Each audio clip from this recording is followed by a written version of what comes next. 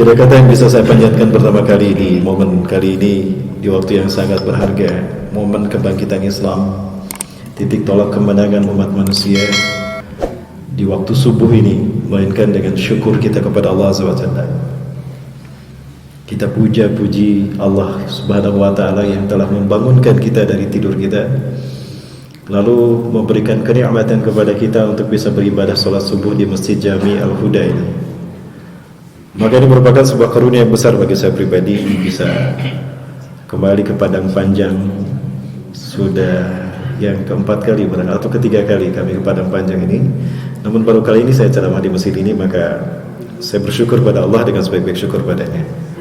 Dan juga mengucapkan terima kasih kepada DKM Masjid Jami Al-Jihad yang telah memfasilitasi kami untuk bisa hadir dalam kajian ini. Salawat dan salam semua tercurah pada uswah dan qudwah kita Rasulullah Muhammad sallallahu alaihi wasallam, Nabi dan Rasul yang diutus ke tengah-tengah umat manusia untuk memenangkan Islam atas agama-agama yang lain, betapapun orang-orang kafir dan orang-orang musyrik, bahkan orang munafik membencinya. Yang saya hormati dan saya muliakan karena Allah, pimpinan dan juga pengurus Badan Kemakmuran Masjid Al-Jihad, Hafizakumullah. Juga saya hormati dan saya muliakan karena Allah, para ulama, para suhaba yang istiqomah berjuang menegakkan syiar Islam di sekitar Masjid Al-Jihad, terutama di Padang Panjang. Dan juga hadirin kaum muslimin muslimat rahimakumullah. Perkenalkan, mungkin saya di sini belum perkenalan. Sudah saya kenalkan, tapi singkat saja saya perkenalkan. Nama saya Rahmat Baikuni. Saya lahir di Bandung, 25 Februari 1976. Alamat rumah tinggal di Gri Asri Pasirwangi, Cigending, Ujung Brum. Ini kalau disifatkan mungkin Bandung Timur, tidak jauh dari kampus Universitas Islam Nusantara, Universitas Islam Negeri Sunan Gunung Jati, UIN Sunan Gunung Jati. Saya lahir dari seorang ibu Jawa Barat, namun ayah ada darah Minang karena kakek saya dari Sungai Pua, Bukit Tinggi. Awak dari Bukit Tinggi tapi tidak bisa bahasa Minang, mohon maaf. Sedih saya.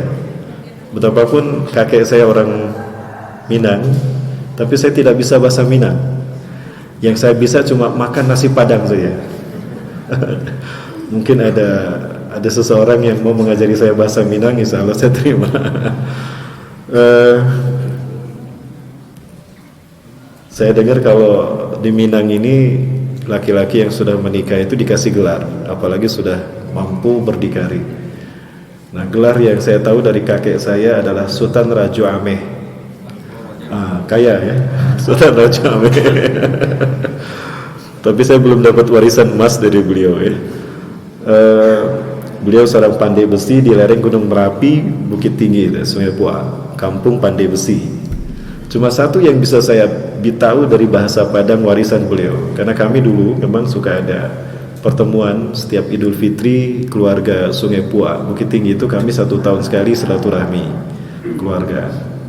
Satu yang saya baca dari spanduknya, "Sacie ba ayam sedang cie ba basi." Itu barangkali yang saya tahu. Betul, WhatsApp ini betul. Sacio bak ayam sedang cia bak basi. Itu ya. Itu barangkali. Baik, Bapak Ibu rahmatullahi wabarakatuh. Kemudian saya sudah menikah dengan satu istri dan Allah karuniakan pada saya 7 anak harusnya.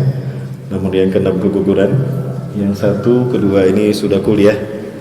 Yang pertama tadinya ingin mengadu nasib mengambil pendidikan di Turki, Istanbul, namun karena mungkin terasa berat, beliau kembali memutuskan ke tanah air. Baru beberapa minggu kemarin pulang ke tanah air. Kemudian yang kedua sudah kuliah tingkat 2. Yang ketiga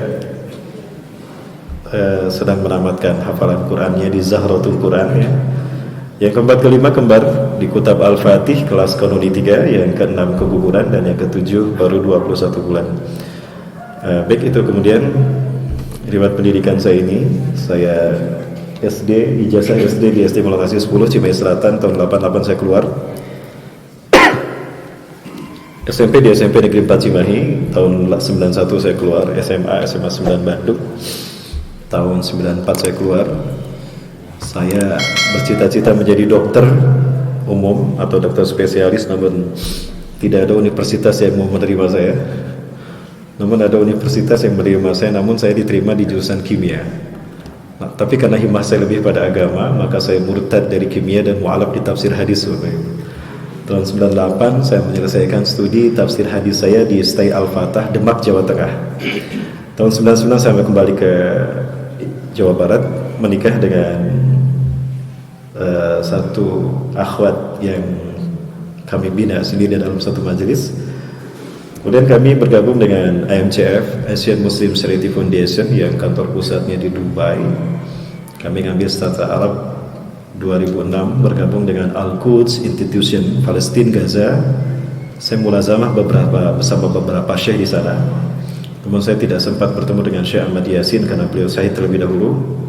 Saya hanya bertemu dengan teman beliau, Syekh Mustafa, Syekh Ali Yaqub Al-Abbasi, dan syekh-syekh yang lain. Kemudian saya ambil studi pendidikan karena harus mengajar di sebuah SMA, mengambil studi pendidikan agama Islam 2012 di Sabili. Ini barangkali pengalaman berharokah saya. Sempat aktif di Pemuda Persis 92-94, kemudian Forum Silaturahmi Masjid antara Jawa, Sumatera, dan Makassar, Sulawesi Selatan tahun 2002. Garda Anas, Generasi Muda Aliansi Nasional Anti Syiah 2017. Kemudian ikut bersama dengan Ustadz Zul, Kifli Muhammad Ali, dan juga Ustadz Babe Haikal Hasan, dan juga Ustadz Igna dan Ketua DPRD Kota Bandung, membangun Yayasan Wan Ummah untuk mempersatukan para pemuda agar bisa hijrah dan berjuang bersama. Karena saya yakin kebangkitan Islam ini ada di tangan pemuda. Kemudian terakhir kami membina bersama-sama teman-teman, membina diri dalam Liko Supah Abul Fathi atau disingkat LSAF 2019 sampai hari ini. Itu barangkali perkenalan saya, Bapak Ibu sekalian rahmati Allah.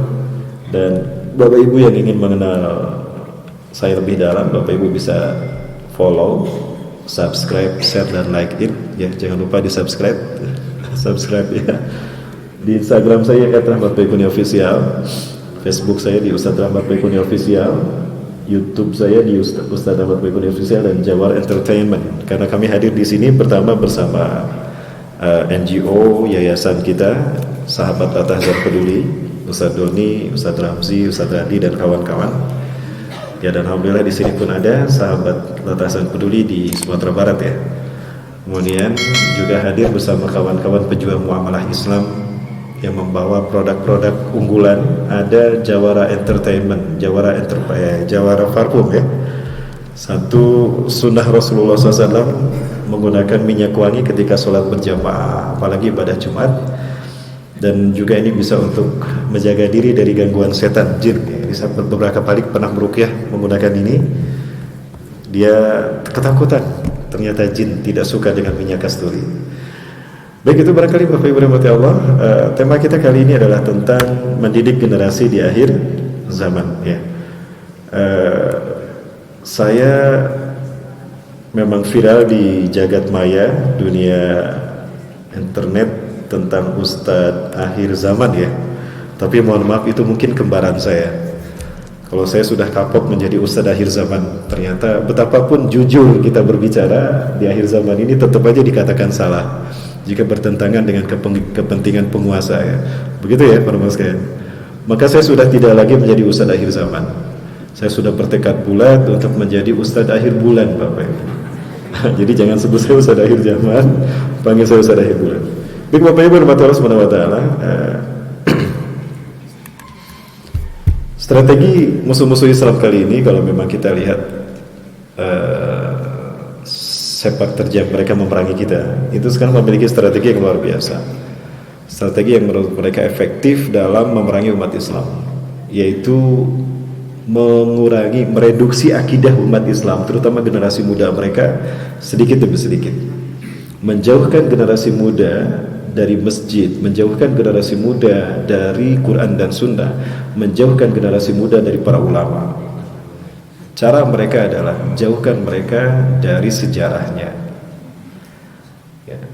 Berbicara tentang peradaban generasi muda dan penerbangan Islam dari zaman Rasulullah sampai ke kita, ada satu pandangan yang cukup menarik ini dari seorang pengamat internasional, pengamat sosial, seorang futurolog dari Timur Tengah, Majid Kailani.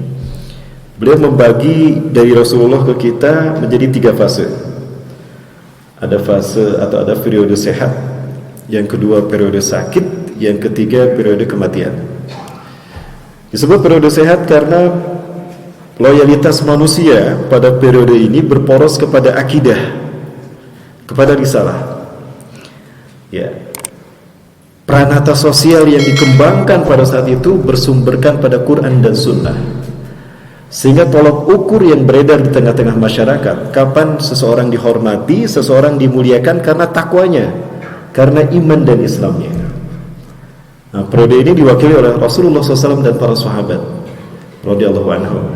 Ini adalah periode terbaik. Bahkan Allah sendiri yang mengatakan kuntum khairu ummah. Ya. Dimulai dari Rasulullah SAW, kemudian dilanjutkan oleh sahabat di masa Khulafaur Rasyidin Al-Mahdiyin. Rasulullah SAW menyebutkan khairul qurun qarni, thumma alladhina yalunahum, thumma alladhina yalunahum. Sebaik-baik kurun adalah masaku, setelah itu masa sesudahku dan masa sesudahku. Itu yang kata Rasulullah SAW. Kemudian yang kedua, periode sakit. Nah, mulai terjadi distorsi nilai-nilai akidah, distorsi nilai-nilai kebaikan ummah. Ya, terjadi pergeseran orientasi hidup manusia umat Islam. Disebut periode sakit karena loyalitas manusia sudah mulai bergeser. Yang tadinya pada akidah, pada risalah, itu berubah menjadi pada kekuasaan. Padahal bagaimana zaman dulu sebelumnya di periode sehat itu, kita bisa bandingkan di zaman Rasulullah SAW dan para sahabat. Bilal bin Rabah lebih mulia daripada Abu Sufyan. Betapapun secara lahiriah Bilal itu budaknya Umayyah bin Khalaf. Tapi beliau beriman lebih dulu daripada Muawiyah, daripada Abu Sufyan. Walaupun Abu Sufyan ini seorang bangsawan. Bilal bin Rabah masuk Islam, mendengar Islam bukan dari Rasulullah SAW langsung, tapi dari Ammar bin Yasir ketika diinterogasi oleh para pembesar kafir Quraisy. Ya. Di saat para pembesar kafir Quraisy tertutup hatinya karena memang mereka jahiliyah, justru Bilal yang memahami apa yang dikatakan oleh Ammar bin Yasir, sehingga beliau beriman dengan penyampaian apa yang disampaikan oleh Ammar bin Yasir. Nah, di mata masyarakat saat itu Bilal lebih mulia daripada Abu Sufyan. Adapun pada periode yang kedua, periode sakit, nah mulai terjadi pergeseran nilai. Loyalitas manusia berporos pada kekuasaan dan orang yang berkuasa. Maka pada saat itu berlomba-lomba umat Islam berkuasa. Dan terjadi sistem kepemimpinan Islam yang bergeser dari khilafah menjadi mulkan, menjadi dinasti, monarki hereditas. Di mana Muawiyah bin Abi Sufyan mendeklarasikan berdirinya dinasti Umayyah. Dia tidak mau berbaiat kepada Ali bin Abi Thalib sebagai khalifah yang keempat. Nah, maka tolak ukur yang beredar di tengah-tengah masyarakat pada saat itu adalah siapa yang berkuasa dan siapa yang dekat dengan kekuasaan. Itu yang dimuliakan. Periode ini diwakili oleh periode dinasti Umayyah, ya, mulai dari 661 Masehi sampai berakhirnya Turki Utsmani 1924. Dan di situ terjadi monarki hereditas. Kepemimpinan Islam tidak lagi berdasarkan ketakwaan, tetapi berdasarkan garis keturunan. Maka kekuasaan berpindah dari ayah turun kepada anak, dari anak turun kepada cucu, dari cucu turun kepada cicit, dari cicit turun kepada Bapak Ibu hafal? Dari cicit turun kepada buyut, dari buyut turun kepada bau, dari bau turun kepada udeg-udeg, dari udeg-udeg turun kepada janggawareng, janggawareng turun kepada kait siwur, kait siwur turun kepada pancakaki, dan dari pancakaki turun kepada Pancasila. Nah, sekarang Pancasila ya. Jadi monarki hereditas keturunan. Betapapun demikian, mereka masih berpegang teguh pada Quran dan Sunnah. Tahkim hukum yang mereka tegakkan masih hukum Islam. Betapapun kepemimpinan sudah bergeser dari khilafah ada minhajin nubuwah kepada daulah, ya, daulah hukumiyah. Tapi mereka masih berasaskan hukum Islam. Maka Allah berkahi mereka berkuasa 1262 tahun. Maka tercatat dari Rasulullah sampai Turki Utsmani, umat Islam memimpin 13 abad lebih, 1315 tahun. Tidak ada genosida yang dilakukan umat Islam terhadap kaum minoritas yang kafir. Tidak ada perang dunia, tidak ada. Justru damai sejahtera dunia. Tidak terorisme, tidak ada. Namun ketika Barat memimpin dunia, mulai terjadi distorsi, bukan nilai-nilai akidah lagi, tapi nilai-nilai kemanusiaan. Ya, pada saat itulah umat manusia memasuki periode yang ketiga, periode kematian. Sehat, sakit, mati. Disebut periode kematian karena pada saat itu loyalitas manusia bergeser kepada benda, bukan hanya kekuasaan. Sehingga tolak ukur yang beredar di tengah-tengah masyarakat, seseorang dihormati, seseorang dimuliakan karena kekayaannya. Ada ustadz datang, yang satu pakai Mercy atau pakai Velfire Alphard, yang satu pakai motornya cicilan, belum lunas, tapi ustadz nggak nyicil, ya. Ya, cicilannya ke koperasi, bukan ke leasing, ya. Mana yang dihormati lebih dulu? Ustadz yang datang pakai Velfire atau ustadz yang datang pakai motor? Nah, itu nilai-nilai yang beredar di tengah masyarakat saat itu, di periode kematian. Umat Islam sudah dijangkiti oleh virus wahan. Sebelumnya wahan, sekarang hedonis materialis. Bahkan mereka cenderung berkuasa. Dalam orientasi hidup umat Islam, kekuasaan itu identik dengan kekayaan. Maka umat Islam berlomba-lomba berkuasa, karena di balik kekuasaan ada kekayaan. Dan ini yang terjadi pada periode kematian. Periode ini adalah periode kita hari ini, Bapak Ibu yang dirahmati Allah. Kita ada periode kematian umat Islam. Maka di saat inilah umat Islam mengalami kehancuran, deislamisasi dalam berbagai macam bidang, terutama akidah. Tolak ukurnya adalah lihat saja generasi mudanya, anak-anaknya. Karena generasi muda adalah gambaran orang tuanya. Kalau ingin tahu seperti apa kualitas orang tua, lihat anaknya. Karena anak itu ada segala-galanya dari orang tua. Dan ini yang terjadi, Bapak Ibu. Ya. Seringkali kami mendapati anak-anak yang mereka bangga merokok di hadapan umum. Merokok memang bukan sesuatu yang dikatakan tercela, tetapi memang merokok untuk orang dewasa mungkin bisa dimaklumi. Tapi kalau untuk anak-anak ini bukan saatnya. Maka kejatuhan nilai dari tatanan sosial umat Islam di muka umum adalah ketika mereka melakukan sesuatu yang mungkin tabu. Ini artinya hilangnya nilai-nilai rasa malu di dalam Islam. Padahal malu adalah tanda yang paling kecil dari keimanan seseorang. Dan coba kita lihat anak-anak muda kita. Ya, sekali lagi saya tidak mengatakan merokok itu buruk, tidak. Tapi saya tidak merokok. Saya mengharamkan rokok bagi saya sendiri. Ya, betapapun demikian bukan berarti perokok ini buruk, sekali lagi. Ya. Ada kok perokok yang masuk surga. Apalagi mereka punya dalilnya. Inna ashabal udud yadkhulunal jannah. Sesungguhnya para perokok itu masuk surga. Betul. Cuma hadisnya maudhu. Hadisnya palsu. Karena yang meriwayatkannya rawahu URB, bukan riwayat Abu Daud. Namun jika perokok ini masuk surga, mungkin di surga pun mereka ingin merokok.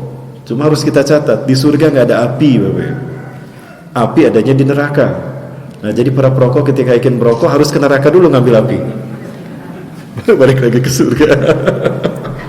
Baik, tapi dalam fenomena yang terjadi pada anak-anak kita, Bapak Ibu, bukan hanya hal itu menunjukkan gambaran betapa lemahnya mereka. Ya. Dan inilah yang dinyatakan oleh Allah Azza wa Jalla di dalam Quran surat Maryam ayat ke-50. Satu fakta empiris yang tidak bisa kita pungkiri dari hancurnya generasi umat Islam hari ini.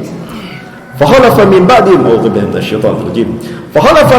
khalfun adaa'us shalah wa tabaa'us syahawat. Maka menggantikan setelah generasi-generasi terbaik, generasi-generasi salafus saleh adalah generasi yang buruk, Ciri keburukan mereka, adha'us shalah wattaba'u syahawat, menyia-nyiakan salat dan memperturutkan hawa nafsu. Adalah sesuatu yang pasti relevansi, korelasinya pas, artinya berbanding terbalik. Ketika salat ditinggalkan, maka maksiat digemari. Kenapa indikasi harus salat? Karena salat merupakan parameter benar tidaknya syahadat seseorang. Kenapa salat menjadi rukun Islam yang kedua setelah syahadat? Karena salat menjadi ukuran benar tidaknya syahadat seseorang. Ketika salatnya benar, maka benarlah syahadat seseorang. Ketika salatnya baik, benar, maka benarlah tauhidnya. Karena salat merupakan konfigurasi dasar tauhid secara hakikat, secara garis besar. Di mana setiap gerakan salat merupakan konfigurasi dasar tauhid. Mulai dari takbiratul ihram, ruku, sujud, salam, semua itu mensiratkan makna tauhid. Dan salat merupakan ukuran benar tidaknya tauhid seseorang secara individual. Adapun ukuran tauhid manusia secara umum adalah ibadah haji dan umrah. Itu ukuran ibadah tauhid manusia, parameter tauhid manusia secara komunal. Nah, musuh-musuh Islam ingin menghancurkan tauhid kita. Dengan pandemi COVID-19 mereka berhasil menghancurkan tauhid kita. Bukan hanya tauhid rububiyah kita saja yang hilang. Takut orang sama virus yang enggak mereka lihat, sementara sama Allah mereka tidak takut. Sehingga masjid mereka tinggalkan, mall lebih mereka pilih ketimbang masjid. Betul? Takutnya mereka kehilangan dunia, tapi tidak takut mereka kehilangan tauhid. Lihat saja, gara-gara pandemi masjid kosong ya, ibadah haji, ibadah umrah pun ditutup. Kami dapat informasi sampai bulan Maret nanti ibadah umrah ditutup sampai ibadah haji lagi ya, ini sesuatu yang kami tidak setuju dengan kebijakan Arab Saudi ya, kalah kita sama COVID-19. Padahal rumah masjid ini rumah Allah Bapak Ibu. Dan kita datang ke masjid ini setelah kita dalam bertoharoh terlebih dahulu kan. Kita membersihkan diri. Apalagi tanah suci Bapak Ibu. Mekah, kenapa ditanakan tanah haram? Karena lurus dengan arus Allah. Di dalam kitab Ar-Ra'isul Majalis, Syekh As-Sa'dabi rahimahullah menukilkan satu hadis qudsi di mana Allah berfirman kepada Nabi Adam. Ini perintah pertama kali Allah kepada Nabi Adam AS. Atau ada di dalam kitab Atlas Tarikhil Anbiya wal Mursalin karya Syekh Syamim bin Abdullah Al-Maghluz hafizahullah. Ya Adam, ini ladaya baitun bi baqatal mubarakah allati yusawi arsyihada, allati tusawi arsyihada. Hei Adam, aku punya satu rumah di tanah yang aku berkahi Bakkah. Lurus Ka'bahku itu dengan arsku. Jadi kenapa kita salat menghadap kepada ars Allah? Menghadap ke Ka'bah? Karena Ka'bah lurus dengan ars Allah menurut hadis qudsi ini. Berangkat dari hadis qudsi ini. Artinya sucinya arus Allah hadir di tanah Mekah, di Masjidil Haram. Maka ditanakan Al-Haram. Haram kita mengotorinya dengan kata-kata kotor. Haram kita mengotori kesuciannya dengan perbuatan dosa dan maksiat.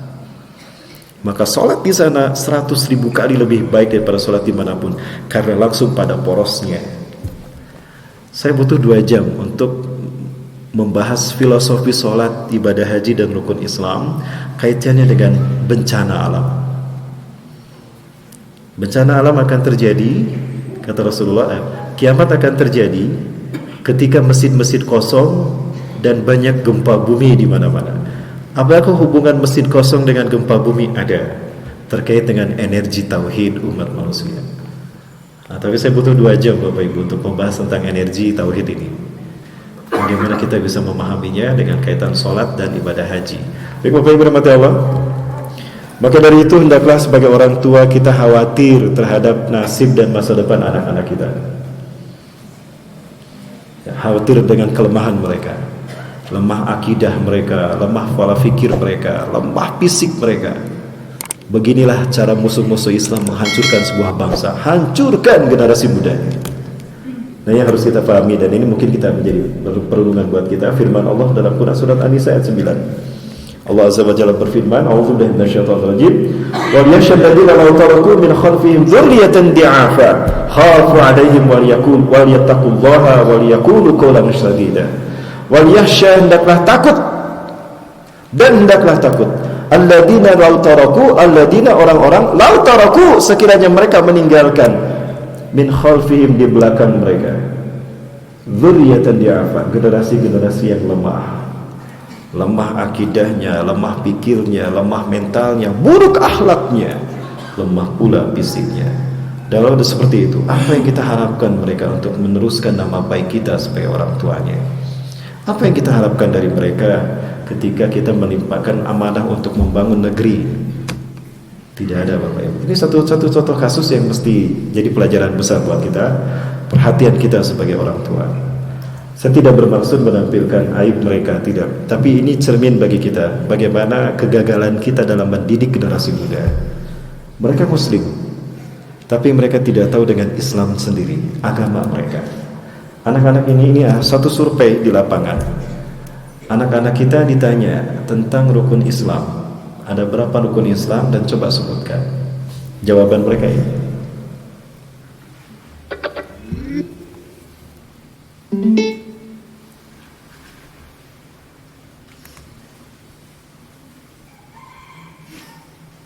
Ada 5. Apa aja?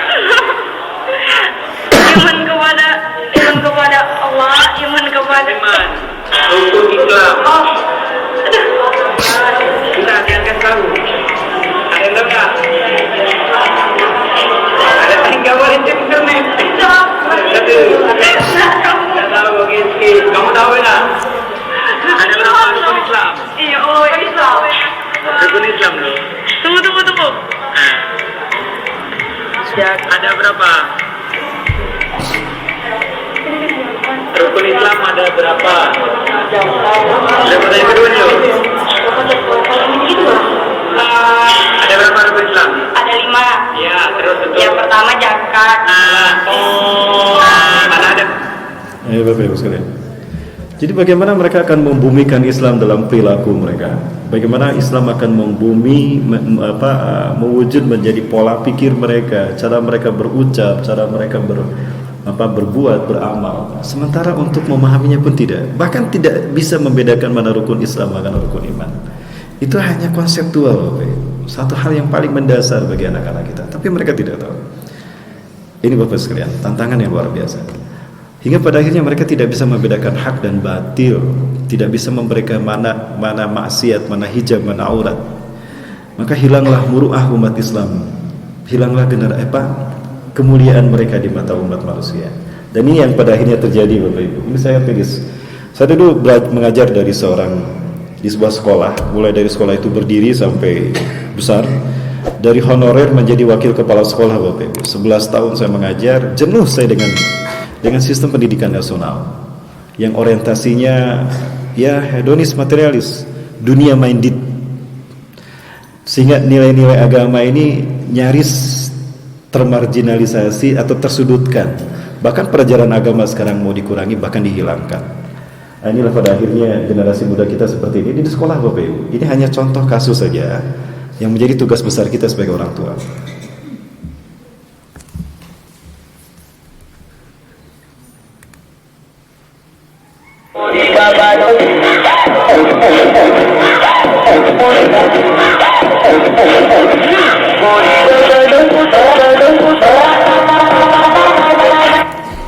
Itu aja Bapak Ibu, saya lihatnya udah muak Bapak Ibu. Di mana hijab diajarkan pada mereka, laki-laki dan perempuan, dan itu hal-hal yang hina sebetulnya, hal-hal yang sepele yang tidak perlu dilakukan oleh generasi muda kita.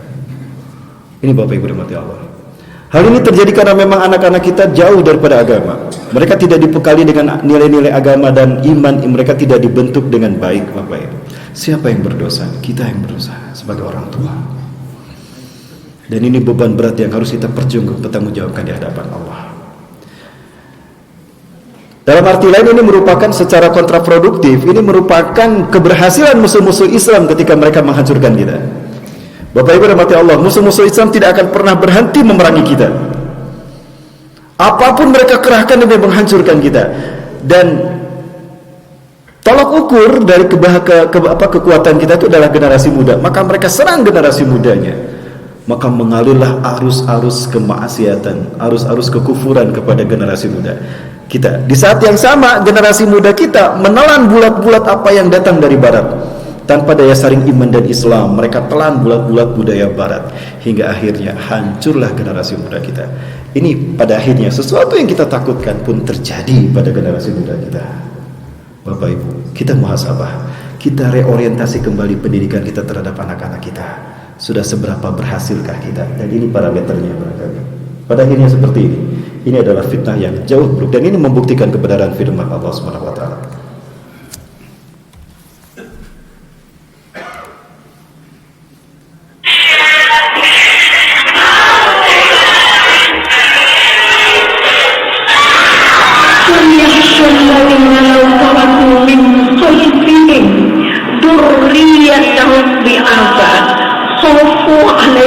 Hendaknya kamu takut ya meninggalkan anak keturunanmu yang dhaif.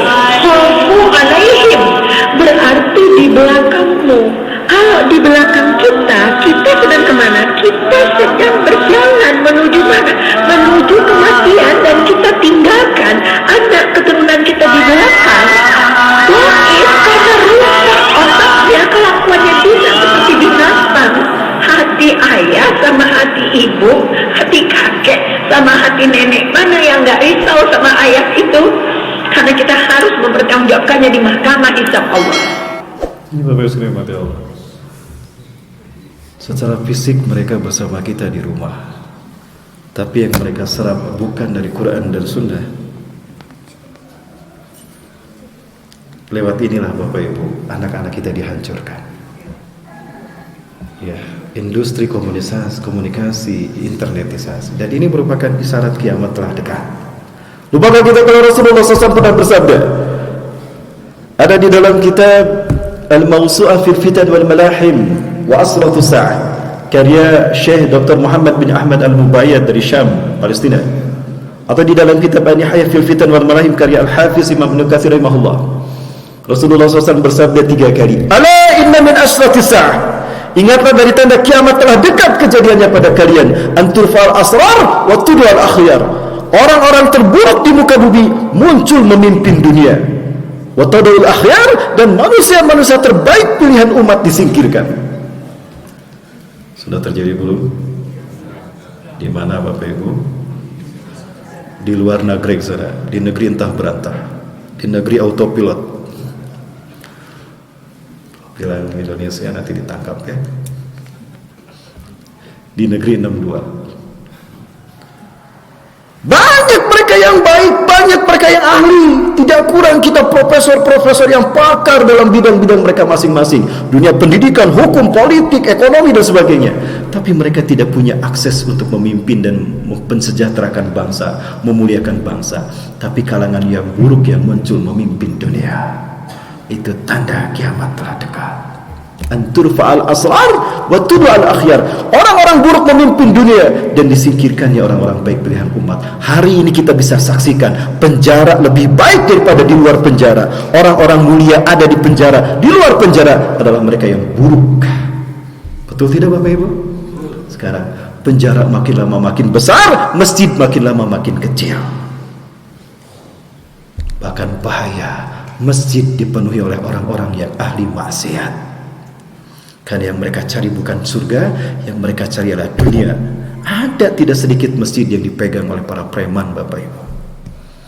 Bahkan pada akhirnya kiblat kita yang pertama, Masjidil Aqsa, menjadi satu-satunya masjid bersejarah terbesar di dunia yang DKM-nya orang Yahudi. Kami lihat Yahudi Pak yang menjaga Masjidil Aqsa, yang mengatur siapa yang harus sholat di sana. Cuma imamnya dari umat Islam, kan mereka tidak sholat. Andaikan mereka sholat, mungkin mereka jadi imamnya. Inilah nasib kita pada akhirnya Bapak Ibu. Pada akhirnya seperti inilah yang terjadi. Laki-laki menikah dengan laki-laki, perempuan menikah dengan perempuan. Nah inilah fase kematian. Matinya nilai-nilai kemanusiaan. Manusia memangsa manusia. Pembunuhan nyaris terjadi di mana-mana. Al-haraj kata Rasulullah. Jadi kiamat yang kedua, antukhzanal amal, antuqbahal qaul wa tuhzanal amal. Ingatlah dari tanda kiamat akan terjadi perkataan buruk muncul di mana-mana. Bukan hanya ulama yang dicaci maki, bukan hanya Rasulullah, Allah mereka nistakan. Belum lama kita masih mendengar bagaimana Rasulullah dihinakan dengan karikatur di Perancis. Sebuah majalah yang memang dari dulu mereka fenomenal dengan keburukan mereka, menghina Rasulullah SAW. Ya Bapak Ibu rahmat Allah. Manusia menyia-nyiakan kesempatan untuk mengumpulkan amal baik demi perbekalan hidup di akhirat. Ya. Dan yang ketiga, ala inna min asrati sa'ah an tutsral masnah fala yujadu ahadun man yughayyiruha. Ingatlah dari tanda kiamat akan terjadi adalah dibacanya masnah dan susah ditemukan orang yang bisa merubahnya. Famal masnah ya Rasulullah? Apa itu masnah ya Rasulullah? Ma kutiba siwa kitaballah. Segala sesuatu yang dicatat, ditulis lalu dibaca selain daripada kitab Allah. Jujur Bapak Ibu, mana yang paling sering kita baca? Mana yang sering kita genggam? Gadget apa mushaf Quran? Yang ini apa yang ini? Yang kiri kan? Inilah masnah. Dan susah ditemukan orang yang merubahnya karena memang manusia milenial tergantung kepada gadget itu. Beginilah cara musuh-musuh Islam dan Dajjal menciptakan sistem ketergantungan manusia pada dunia. Maka ketika Allah menghilangkan teknologi, jatuh ini tidak bernilai. Hilang nyawa separuh hidup manusia akhir zaman. Manusia milenial membutuhkan teknologi. Teknologi menjadi separuh nyawa mereka. Ketika hilang teknologi, sema'atum ila ma bada'atum, sema'atum ila ma bada'atum, kata Rasulullah SAW. Kalian akan kembali ke zaman kalian datang pertama kali. Kalian akan kembali tanpa teknologi. Maka manusia kehilangan separuh nyawanya. Galau Bapak Ibu, habis kuota mati gaya. Betul? Habis kuota mati gaya. Maka di saat itulah Dajjal muncul dengan sihirnya menggantikan teknologi. Maka di saat itulah berbondong-bondong manusia menjadi pengikut Dajjal. Dan yang paling banyak mengikutinya adalah kaum wanita. Ya, yang paling banyak tampil di sini dan seronok bahkan nyaris tidak berpakaian, kaum wanita kan? Subhanallah. Inilah kehancuran umat akhir zaman. Bapak Ibu rahmati Allah, lalu apa solusi kita? Nah, kita orientasi kembali secara umum. Ini ada satu pandangan yang cukup bagus dari Ustaz Budi Azhariansi. Beliau pembina Yayasan Kutab Al-Fatih, di mana kami menyekolahkan anak-anak kami.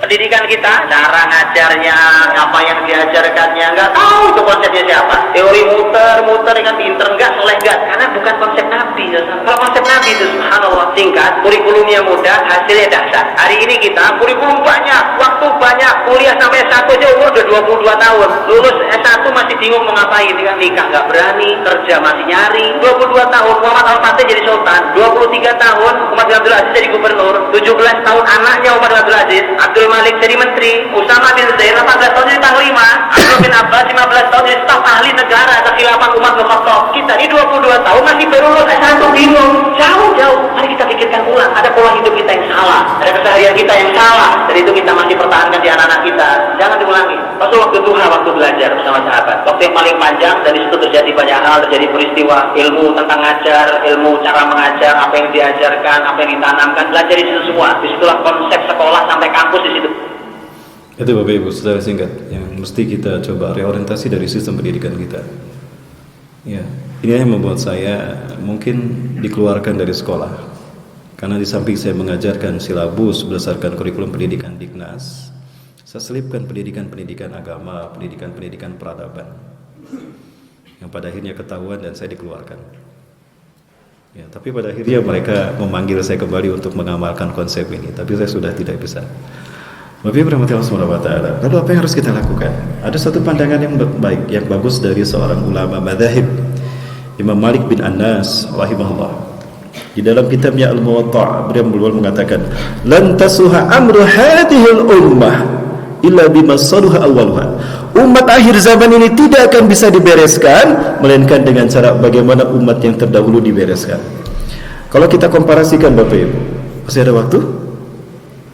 Saya minta waktu 10 menit lagi boleh? Gimana lanjut Bapak Ibu? Lanjut. Ya terima kasih Bapak Ibu.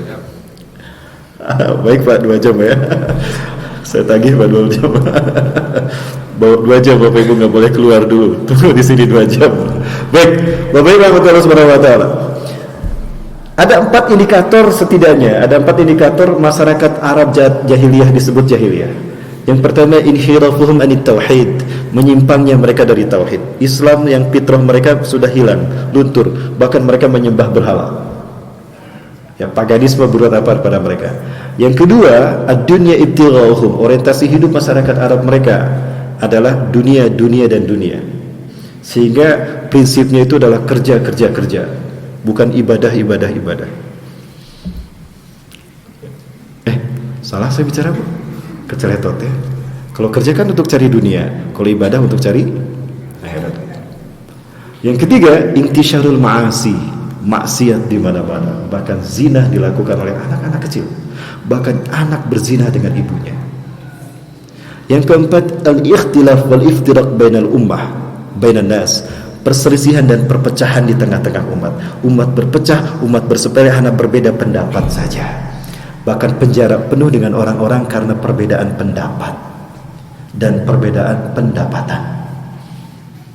Pendapat dan pendapatan. 4 indikator jahiliyah ini ada tidak hari ini? Ada tidak hari ini Bapak Ibu? Manusia menyimpang dari tauhid, terjadi tidak? Terjadi. Ad-dunya ibtighahum. Orientasi hidup kita, orientasi hidup umat manusia akhir zaman ini di dunia dan dunia. Terjadi tidak? Maksiat di mana-mana terjadi. Perpecahan di tengah-tengah umat Islam terjadi. Jadi 4 indikator jahiliyah ada hari ini. Berarti kita jahiliyah. Hari ini kita kembali jahiliyah. Betul apa yang disampaikan Rasulullah SAW. Badal Islamu ghariban wa sayaudu ghariban kama bada. Fatuba lil ghuraba. Islam datang pada saat itu asing di tengah-tengah manusia, padahal fitrah mereka adalah Islam. Suatu saat kita bahas 2 jam. Kenapa harus Islam Bapak Ibu? Saya butuh 2 jam untuk membuktikan kenapa harus Islam agama kita. Luar biasa dahsyat. Tapi kalau saya bahas ini tidak cukup waktunya, kecuali Bapak Ibu mau tambah waktu 2 jam lagi. Baik. Nah, maka apa yang harus kita lakukan ketika Islam datang asing dan akan kembali asing? Nah, hari ini kita tinggal menjiplak saja. Kurikulumnya sudah ada, Quran dan Sunnah. Ada sirah nabawiyah. Apa yang kurang? Bukankah Rasulullah itu teladan bagi kita dalam segala aspek? Bahkan dalam berumah tangga pun Rasulullah teladan terbaik.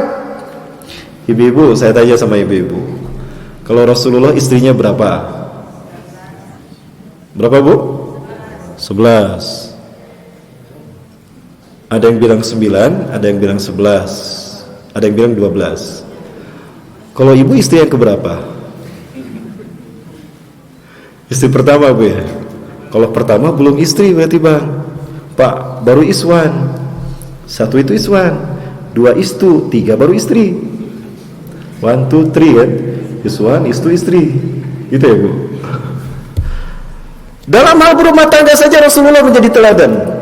Kenapa Rasulullah istrinya lebih daripada 4 Bu? Kenapa harus 9 atau 11 istri Rasulullah SAW? Nah, ini yang menjadi kesempatan musuh-musuh Islam menghina Rasulullah.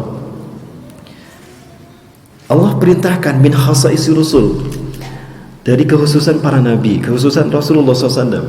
Kenapa beliau diperbolehkan menikah dengan 11 istri? Karena 11 istri beliau adalah tipe semua wanita di seluruh dunia. Apapun tipe kaum wanita di dunia itu ada pada 11 istrinya.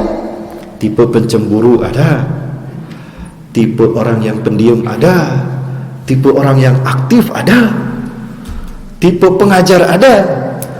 Apapun tipe seorang istri, Rasulullah tetap menjadi teladan suami terbaik. Nah, ini luar biasanya Rasulullah SAW. Nah, kalau kita nggak bisa, jadi cukup aja lah. Kalau nggak kuat 4, 1. Tapi itu wa in khiftum, jika kalian takut 1 saja. Jadi yang 1 itu penakut katanya, kata orang Arab. Saya juga baru 1 Bu. Baru 1 ya. Baik Bapak Ibu berarti Allah. Baik, seperti apa kurikulum membangun peradaban yang diajarkan Rasulullah SAW? Barangkali ini Bapak Ibu sekalian kita lihat tayangan yang 1 ini. Jangan kemana-mana, tetap bersama saya setelah 1 ini Bapak. Kita lihat bagaimana kurikulum Rasulullah membangun peradaban dan bagaimana hasilnya dalam tempo 23 tahun. Ada 2 kurikulum mendasar yang Rasulullah bangun. Yang pertama, takwinul syahsiyah Islamiyah di Mekah, 11 tahun membentuk individu-individu bertauhid. Kedua, takwinul ummah, ummatan wahidah, membangun umat peradaban di Madinah. Setelah sekian lama umat manusia ada dalam kegelapan dalam sepanjang peradabannya. Puncaknya di tahun 610 Masehi, 1 tahun yang sangat pas, sangat cocok untuk memulai pembangunan peradaban manusia di pagi hari. dimulai dari Gua Hira ini. Dipandang sesuatu yang sangat darurat untuk merubah peradaban manusia yang buruk, untuk merubah peradaban manusia menjadi lebih baik. Maka turunlah 5 wahyu pertama. A'udzu billahi minasyaitonir rajim. Bismillahirrahmanirrahim. Iqra bismi rabbikal ladzi khalaq. Khalaqal insana min 'alaq. Iqra wa rabbukal akram. Alladzi 'allama bil Qur'an. 'allamal insana ma lam ya'lam. Setidaknya ada 3 pilar peradaban yang Allah ajarkan pada Rasulullah untuk merubah bangsa Arab yang jahiliyah menjadi khairul ummah. Yang pertama ada ilmu, knowledge, ilmu yang pertama. Yang kedua, faith in God, percaya kepada Allah, ada iman billah. Dan yang ketiga, love for humanity, cinta kepada sesama manusia. 3 peradaban ini dibingkai dengan mutiara-mutiara wahyu Allah, nilai-nilai yang paling mendasar dalam peradaban manusia. Maka muncullah individu-individu yang brilian. Abu Bakar, Umar, Utsman, Ali, Abu Ubaidah bin Jarrah, ya, Mus'ab bin Umair, banyak, kemudian Bilal bin Rabah. Ternyata berhasil. Sedikit demi sedikit kegelapan jahiliyah sirna dari tanah Mekah. Maka disebarkanlah dakwah ini ke seluruh dunia, ke seluruh penjuru, hatta melalui lautan sekalipun. Demi menghilangkan jahiliyahnya, gelapnya manusia jahiliyah, menjadi Islam yang rahmatan lil alamin. Bermula dari Allah untuk manusia. Maka kemudian muncullah satu perubahan yang signifikan. Muncullah sekolah-sekolah para sahabat. No different races in Islam. An Arab is not superior to a foreigner. Muncul sekolah-sekolah para sahabat. Ada madrasahnya Zaid bin Harisah yang mengajarkan tentang persamaan manusia di hadapan Allah. Tidak ada rasis, tidak ada apartheid di dalam Islam. An Arab is not superior to a foreigner. Ini madrasah-madrasah pertama, sekolah-sekolah pertama di masa para sahabat, atau disebut dengan sufah. All return equally to God. Unless you desire for your neighbor, what you desire for yourself. Ja'far bin Abi Thalib mengajarkan cinta kepada sesama manusia. Bukan disebut muslim, dia bisa tidur nyenyak karena kenyang, sementara tetangganya tidak bisa tidur karena lapar. Itu bukan sifat seorang muslim. Itu yang diajarkan dalam madrasahnya Ja'far bin Abi Thalib. You don't have faith.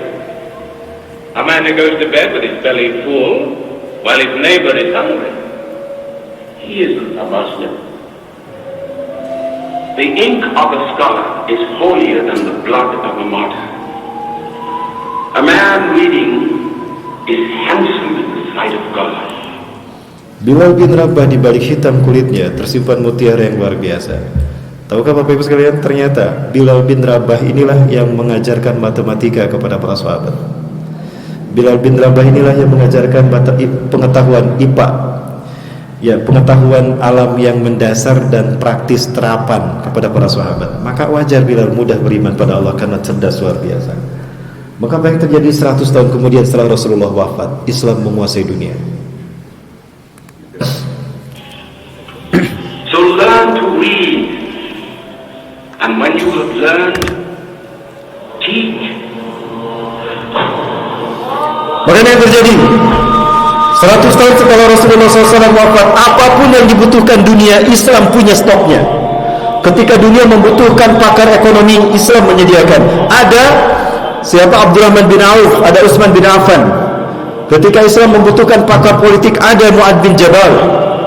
Pakar hukum, ada Mu'ad bin Jabal, ada Abdullah bin Amr bin As. Pakar pendidikan, ada Abdullah bin Mas'ud, Abdullah bin Abbas. Apapun yang dibutuhkan dunia, Islam menyediakan. Inilah kurikulum yang benar, Al-Quran dan Sunnah. Harusnya dari Al-Quran dan Sunnah kita membangun konsep pendidikan kita, konsep nubuah. Maka Islam melakukan sebuah revolusi peradaban yang luar biasa dengan 3 pilar utamanya: knowledge about God, ma'rifatullah, knowledge about human being, pengetahuan kemanusiaan, peradaban manusia, dan yang ketiga, knowledge about the world, pengetahuan tentang dunia. Maka apa yang terjadi? 100 tahun kemudian Islam menguasai peradaban dunia. Saya tanya Bapak Ibu sekalian, ini di depan saya ada banyak kamera. Kamera ini menggunakan lensa obskuler. Saya bertanya pada Bapak Ibu, siapa yang pertama kali menemukan kamera lensa obskuler? Bukan orang barat, bukan, tapi seorang muslim yang hafal Quran di bawah usia 10 tahun. Rata-rata tokoh yang akan Bapak Ibu saksikan hafal Quran di usia 30 tahun. Ini pendidikan yang baik. Kenalkan anak-anak kita kepada Tuhannya dengan cara ajarkan, dengarkan pada mereka Al-Quran. Kurikulum yang baik untuk mengajarkan anak sejak dikandung sampai usia 5 tahun adalah Al-Quran dan iman. Itu pondasi membangun kemanusiaan dia sebagai makhluk yang terbaik. Al-Quran. Ambil intisari iman dari Al-Quran tadi, tanamkan sebagai pondasi bagi mental, jiwa dan hati, pemikiran kemanusiaan anak kita. Ini Bapak Ibu, saintis pertama di dunia 1000 tahun yang lalu adalah Ibnul Haytham. Dialah sebetulnya yang melakukan pencerminan bayangan, penelitian tentang pengaruh cahaya terhadap percerminan bayangan. Maka muncullah pembahasan dia tentang kamera. Kamera itu sendiri adalah bahasa Arab, komroh, bahasa Arab. Ini ilmuwan pertama. Saat itu Barat ada dalam keadaan primordial. Mereka perang antar kabilah, perang antar negara, perang antar suku, perang antar koloni. Barat, Islam sudah mengenal teknologi. Inilah Ibnul Haytham, ilmuwan pertama di dunia. Hafal Quran usia 10 tahun, 30 juz. Bapak Ibu hafal berapa juz, Bu? Hafal 30 juz apa juz 30? Juz 30, nggak apa-apa lah.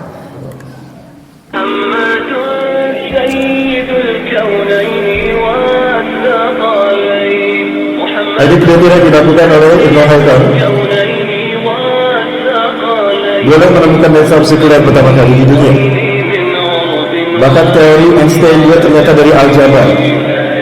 Al-Khawarizmi, bapak matematika dunia.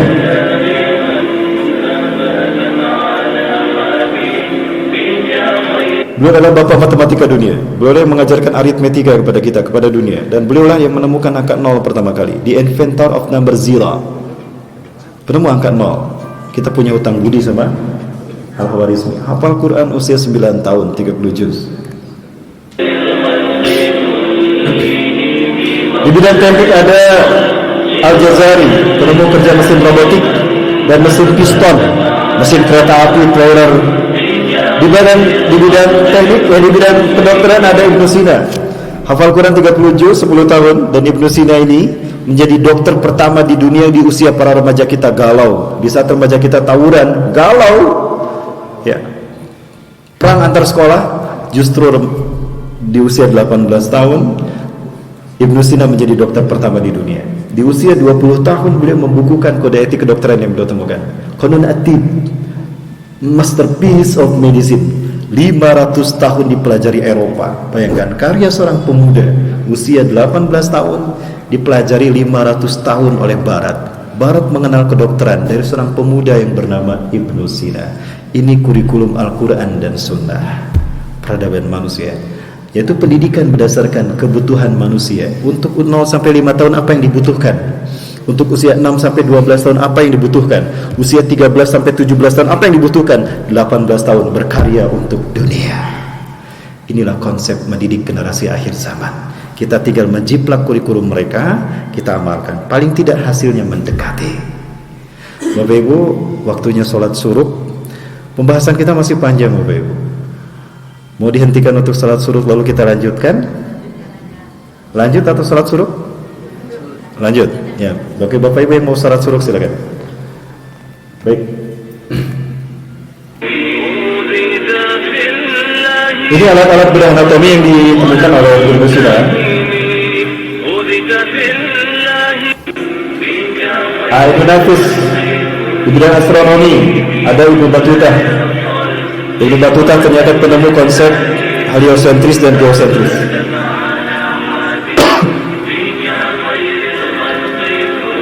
Ini alat yang bernama astrolog. Alat ini menjadi alat navigasi utama sampai hari ini masih digunakan. Bahkan dari alat inilah dikembangkan GPS, sistem penetaan tata letak satu benda di muka bumi. Ya, lokasi diidentifikasi dengan sistem yang dikembangkan dari alat ini. Alat astrolog namanya. Siapa yang menemukannya? Seorang muslimah Bu, usia 19 tahun. Maria Al-Istarabi, Ilya Al-Asturabi.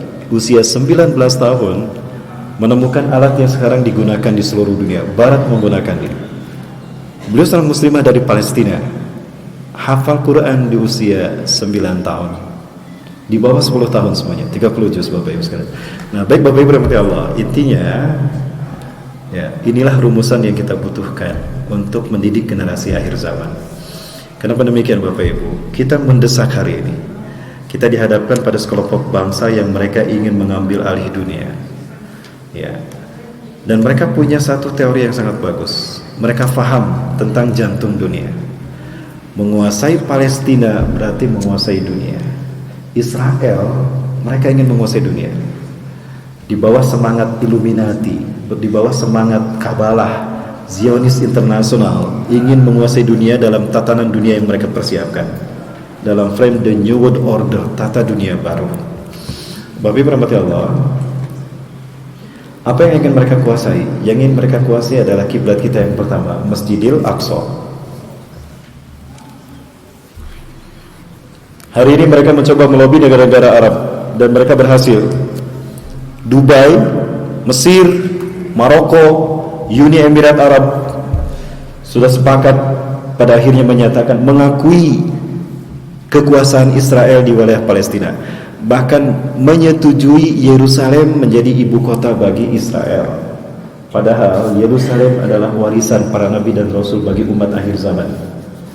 Ini proyek yang ingin mereka bangun Bapak Ibu. Ada satu proyek yang namanya The Jericho Project, proyek untuk menguasai dunia, di mana Barat, ya, Yahudi ingin menguasai dunia dengan proyek ini. Berdasarkan keyakinan mereka, tahun Masehi ini hanya berlangsung selama 3000 tahun saja. 3000 tahun mereka bagi menjadi 3 milenium, artinya 1 milenium 1000 tahun. Hari ini kita berada pada milenium ketiga. Milenium ketiga inilah yang mereka namakan, mereka sebut Y2K. Pernah mendengar Y2K Bapak Ibu? Barat menyebutkan Y2K singkatan dari Y2 km ini adalah kebangkitan teknologi. Kebangkitan teknologi. Year 2 km. Tahun 2000. Ikon bagi kebangkitan teknologi dan modernisasi. Bukan. Y2K hanya kamuflase. Sebetulnya Y2K syarat bermuatan ideologis. Bagi orang Yahudi, Y2K adalah singkatan dari Year of the Yehuda Kingdom. Yahudi meyakini 1000 tahun sebelum kiamat, versi mereka, ini bukan versi kita, versi mereka, 1000 tahun sebelum kiamat adalah masa bagi mendirikan mereka kerajaan Mesayah di muka bumi. Bagi kita, Dajjal. Jadi Dajjal ingin menciptakan kerajaan dunia 1000 tahun. Maka dimulai dari milenium ketiga. Itulah kenapa WTC dihancurkan pas di tahun 2001, di tanggal 11 September. Kenapa harus 11 September dan kenapa harus di tahun 2001 dan kenapa harus WTC Bapak Ibu? Itu adalah bagian dari Dajjal ingin menguasai dunia. Dajjal lahir di Samirah. Samirah adalah Palestina. Nah, ini Palestina. Tahun 1946 Palestina ini mayoritas. Yang warna hijau ini Palestina. Warna putih ini adalah komunitas minoritas Yahudi. Tidak lebih dari 7,6% saja bangsa Yahudi ada di Palestina tahun 1946. Orang Palestina tidak keberatan Yahudi tinggal di Palestina, silakan, asalkan mereka menghargai hak-hak sesama dan hak mayoritas. Tapi apa yang terjadi? 1947 PBB memutuskan membagi dua, divide ya Palestine territory menjadi dua bagian. 54% bagi Israel, 4,46% bagi Palestina. Tapi pada akhirnya mereka terus mengambil alih Palestina. Dan apa yang terjadi Bapak Ibu? Okupasi dan pembantaian terjadi di mana-mana. Ini yang mereka lakukan.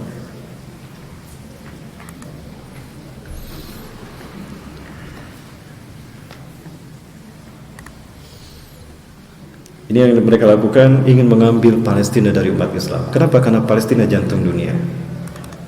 Menguasai Palestina berarti menguasai dunia.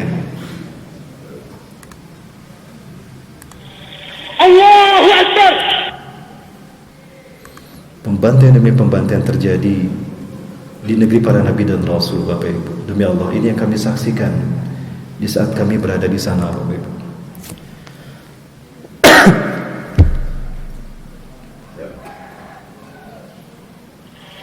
Allahu Akbar.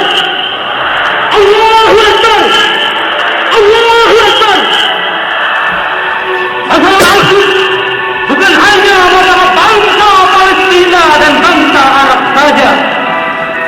Tapi permasalahan bersama umat Islam dimanapun mereka berada, di belahan bumi utara, timur, selatan, dan juga barat. Al-Quds adalah kitab pertama umat Islam, tempat dilahirkannya nabi-nabi pilihan. Maka ketiga yang diberkahi dari jalan Allah Subhanahu wa Ta'ala, serta dijadikan adat jihad fisabilillah. Ini Al-Quds telah ditabrak oleh Jalim Abdullah alaih, telah diyakinkan keamanan, dibantai, diusir, disiksa, bahkan masjid suci Al-Aqsa akan mereka robohkan. Wahai umat Islam, bangkitlah kalian. Dulu telah tiba saatnya untuk berjihad. Genggam perang telah berlalu.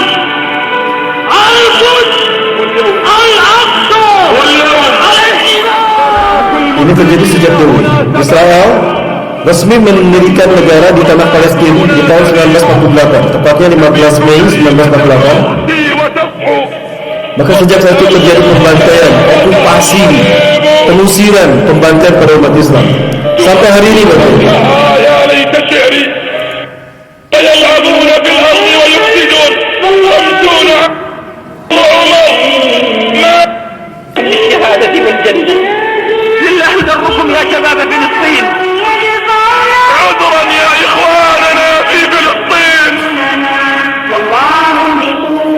Bahkan mereka ingin menghancurkan kiblat kita yang pertama, Bapak.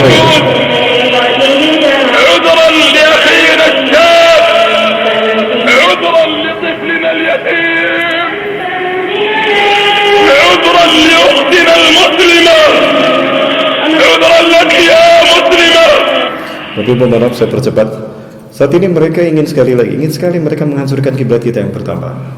Kenapa mereka ingin menghancurkan kiblat kita yang pertama? Karena mereka mengatakan bahwa singgasana Tuhan mereka hanya bisa didirikan di atas Masjidil Aqsa, dan ini Masjidil Aqsa, ini kiblat kita yang pertama. Di saat Isra Mi'raj itu terjadi, Allah Subhanahu wa Ta'ala mewajibkan salat wajib yang 5 waktu pada Rasulullah SAW. Kiblatnya bukan ke Mekah, tapi ke sini. Ini adalah kiblat yang pertama.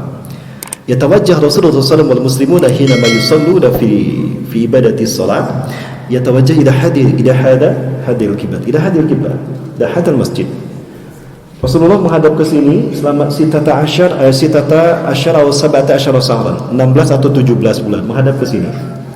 Yang disebut Masjidil Aqsa itu ini, Bapak Ibu. Dari sini dinding ini terus sampai sini. Nah, ini Masjidil Aqsa. Di dalamnya ada banyak masjid. Ada Dome of Drak atau Masjid Qubatus Sohra, ada Masjid Kibli, ada Masjid Buraq, dan ada Masjid Marwani. Ini dinding yang satu-satunya tersisa dari peninggalan istana Nabi Daud dan Nabi Sulaiman. Maka orang Yahudi menjadikannya Wailing Wall. Ya, dimanapun kita sholat di sini, itu pahalanya lebih baik 500 kali dibandingkan sholat di masjid lain. Bapak Ibu, ini akan mereka hancurkan. Dan ketika ini hancur, akan mereka gantikan dengan Bait Solomon, istana bagi Dajjal yang mereka tunggu-tunggu. Ini Bapak Ibu sekalian. Inilah akan menjadi pengganti Masjidil Aqsa. Dan kalau ini terbangun, berarti iblis dan Dajjal menang, para nabi dan rasul kalah. Tapi saya yakin iblis tidak akan pernah menang. Iblis pasti kalah. Ja'al haqqu wa zahaqal batil, innal batila kana zahuqa. Datang kebenaran dan kebatilan pun datang, dan sesungguhnya kebatilan adalah sesuatu yang pasti musnah. Bapak Ibu, ini spirit kami, ini semangat kami bahwa kebatilan akan kalah dan Islam akan menang. Iblis tidak akan pernah berhasil membuatkan ini, karena insya Allah generasi terbaik akan Allah siapkan bagi dunia ini. Bapak Ibu rahmati Allah Subhanahu wa Ta'ala, maka kita harus berjuang untuk membantu Palestina agar masjid-masjid ini tidak hancur, agar kiblat kita ini tidak hancur. Jangan lupa Bapak Ibu sekalian, Palestina sudah berkorban nyawa. Mereka rela dibantai, mereka rela disiksa, dibantai, dihancurkan tubuh mereka, tidak apa-apa. Karena kami yakin Allah akan membayar kami dengan surga. Bisa saja mereka mengungsi ke Jordan atau ke Lebanon atau ke Suriah, atau jangan ke Suriah atau ke Indonesia, ke Eropa, bisa saja.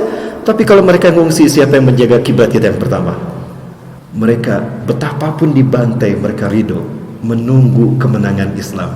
Dan kemenangan Islam itu adalah di tangan Indonesia. Betulkah di tangan Indonesia? Bapak Ibu, itu yang saya dapatkan dari mereka. Ya, sebentar lagi Ustaz Doni akan menyampaikan tentang Palestina. Bapak Ibu sekalian yang dirahmati Allah, ini kebanggaan kami menjadi Muslim Indonesia, Bapak Ibu sekalian. Kenapa demikian? Ada satu hadis dari Rasulullah SAW, Bapak Ibu. Ya, ketika kami berada di sana, di Al-Quds, itu ada 5 pemuda Yahudi. Mereka hafal pemuda Yahudi. Ada 5 pemuda Muslim, bukan pemuda remaja. Mereka hafal Quran 30 juz. Mereka mimpi di satu malam yang sama. Di mimpi itu mereka dikunjungi Rasulullah SAW. Dan di mimpi itu Rasulullah bersabda, "Ya ahla Syam, ya ahlal Ghaza, innal ladina sayuharirukum min zulmil yahud wa yu'aduna al-Quds ala rihabikum ikhwatukumul muslimun al-Andalusia."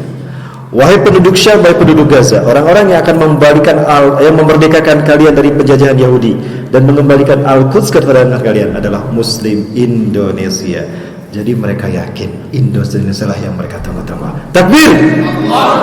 Allahu Akbar! Baik, Ustaz Doni silakan.